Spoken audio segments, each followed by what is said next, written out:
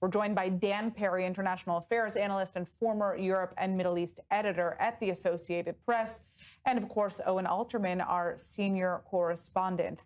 Dan, I want to just turn to you and kind of get your take on essentially what you make of this deal and why Trump was willing to sign it, given the fact that you can say in many senses it really doesn't guarantee any of the original American goals in waging this war in the first place. What happened here? You're being very kind. It is a total abdication of pretty much every single one of the goals. The reason why Trump brought over this massive armada is to save the Iranian people from the regime that had killed them by the tens of thousands. He said in January, help is on its way. On the day that they launched the war, he said, you're going to be able to get your country back. Instead of that, the regime is going to be able to get $500 billion back by some estimates. The nuclear file. Trump walked away from the nuclear accord in 2018, saying that it was ridiculous based on Iranian promises and little else not true. There was a massive verification mechanism, and that it didn't handle the missiles or the proxies. Well, no one's talking about the missiles or the proxies. He is not even trying to extract the promise that the Iranians won't massacre protesters in the future, never mind democratic reforms, never mind an actual collapse of the regime. So what does this tell us about Trump and what he wants right now? I mean, is this an act of desperation? Right now is for, you know what, the thing he's talking about, that the stock market might go up a little bit. I don't recall that the stock market was an issue when the Iranians were being massacred in the streets. Maybe the stocks rose that day. That wasn't the issue.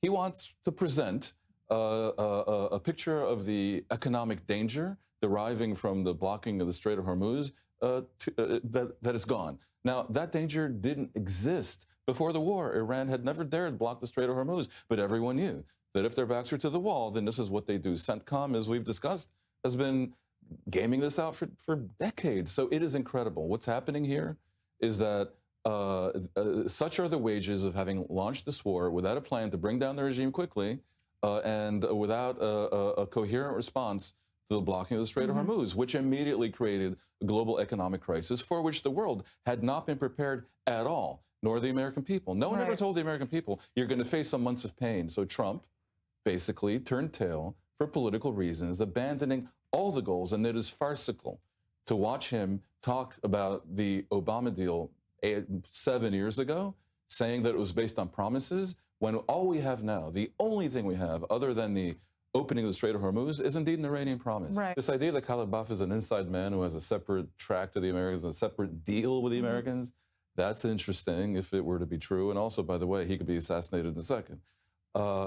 I have trouble agreeing that all this money going into any part of Iran, the private sector, or isn't going to get into IRGC hands. Well, and it's not going to basically ameliorate the desperate economic situation that was part of what was driving the regime. Two things, the opposition to the regime. Well, we know that people hate the regime, but two things were driving their willingness to go out and protest. One, the idea that the regime might fall, and two, their desperation economically. So the economic desperation is going to diminish, and the regime has just faced down the U.S. plus Israel and didn't fall, and now has proven it can blackmail the world into a deal over the Strait of Hormuz.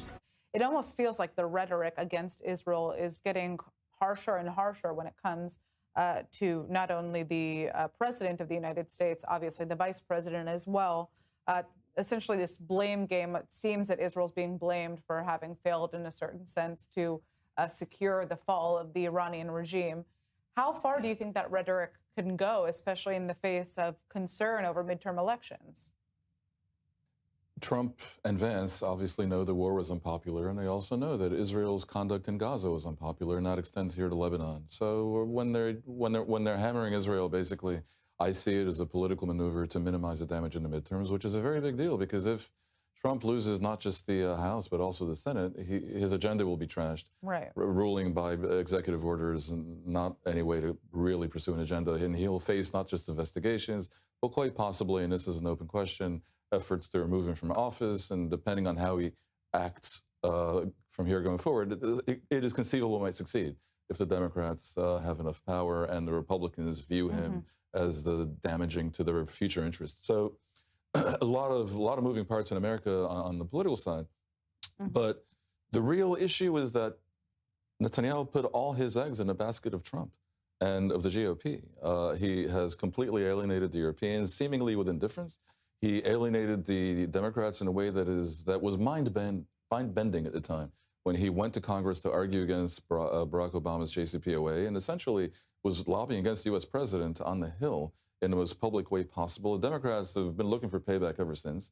You look at the young generation in the U.S., the Democrats, I mean, that's just scorched earth. As Owen was saying, the Republicans, about half of them also. And it's not just the very youth, it's people under 50. So Vance and Trump in this way are adjusting the public opinion in the U.S. that comes partly from this government's having ignored all the warnings that proceeding the way they had in Gaza for almost 3 years was going to come back to bite them. All right. Now, very quickly, I know you want to respond to this, but you're going to respond to it right after we hear from Vance, who just a short while ago sent a very strong message to Israeli cabinet members. Take a listen. If I was in the cabinet of the Israeli government, I might not be attacking the only powerful ally that I have anywhere left in the entire world. And the second message I would give to some of those cabinet members, Bibi, to his credit, has not gone down this path, but to some of these cabinet members in Israel who are attacking the President of the United States, the other thing that I would say is that over the last 3 months, 2/3 of the defensive weapons that have protected your homeland have been built by American hands and paid for by American tax dollars. The problem for Israel is not Donald J. Trump. And anybody in Israel who thinks their biggest problem is the President of the United States needs to wake up and smell the reality of the situation that country is in. Thank you all. Wow. All right. Owen. I think the words speak for themselves. The question, Natasha, to use the old saying, it's not about what the non-Jews say, it's about what the Jews do. What does Israel do with comments like that? And I think Israel does two things.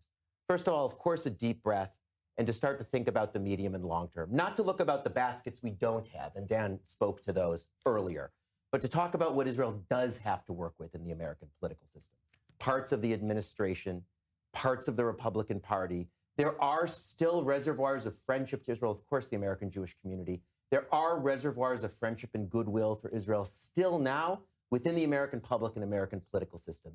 Israel needs to work with those people and have them over time, not at this moment, not in the 8 o'clock news hour here in Israel, but over time respond to what J.D. Vance is saying and talk not only about what Israel has taken from the United States, but what Israel has given. Was it fair what he said about that number, 2/3 of weapons being developed in the United States, manufactured? No, I mean, look, during the Gaza war, there was an uptick in U.S. munition supply and weapons supply to Israel. That can't be denied, and I haven't done the numbers. But if you look at historically, up until 2 years ago, this is false.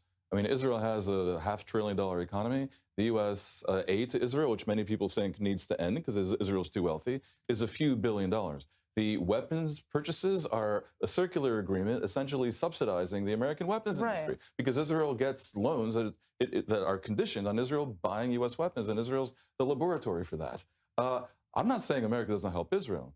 Primarily, America helps Israel by giving it a diplomatic umbrella, security cover at the UN Security Council, and in general by allying with it in such a way that the world is deterred from messing with Israel because the world's superpower is on Israel's side. But when you look at the Trump administration clearly projecting that Israel's a puppet and a vassal and is funded by the U.S., which is transparently false, that is very disturbing when, as we've been dancing around all night, we really have been left with only Trump as the major global supporter, although...